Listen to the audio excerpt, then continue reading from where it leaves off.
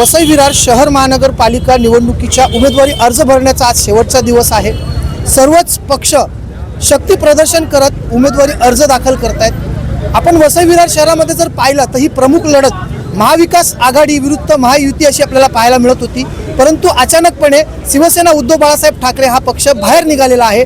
आपल्यासोबत बहुजन विकास आघाडीचे ज्येष्ठ नेते देखील आहेत, उमेदवार देखील आहेत। सर, काय सांगाल, आज निवडणुकीला सामोरे जात आहे, 35 वर्ष आणि आजचा हे जे काही चाललेलं आहे, जे पक्ष फोडाफोडीचं राजकारण, याच्याकडे आपण कशा प्रकारे पाहताय? कुठल्याही बघा, पक्ष फोडाफोडीच्या राजकारणात आम्ही नाही पडणार, मी नाही पडणार। मी कामावरती लक्ष देणार। जे काही लोकांचे जे काही प्रश्न आहेत, त्या मूलभूत ज्या गरजा आहेत, रोड, गटर, लाईट, पाणी, या ज्या काही मूलभूत गरजा आहेत त्याच्यावर जास्त लक्ष देणार। आणि आमचे नेते माननीय श्री लोकनेते हितेंद्रजी ठाकूर, माननीय क्षितिजदादा ठाकूर यांच्या माध्यमातून आम्ही काम करत असताना प्रत्येक कामाचा आम्ही फॉलोअप घेतलेला आहे। एक नाव घ्यायला विसरलात, राजू पाटील नानांचा। नानांचा आशीर्वाद आहेत ना आमच्या मागे।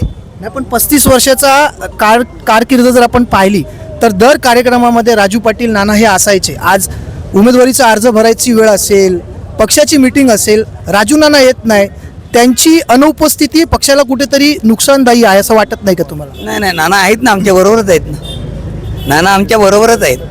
तुम्ही पण असं म्हणता आणि भारतीय जनता पार्टी पण अशी म्हणते की आमच्या बरोबर आहेत, मग नेमकं कोणाबरोबर आहेत? नाना आमच्या बरोबरच आहेत, नाना आमच्या बरोबरच आहेत।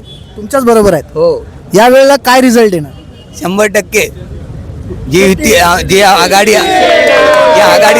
झालंय, आघाडीच्या सर्व 100% सीट येणार आमच्या।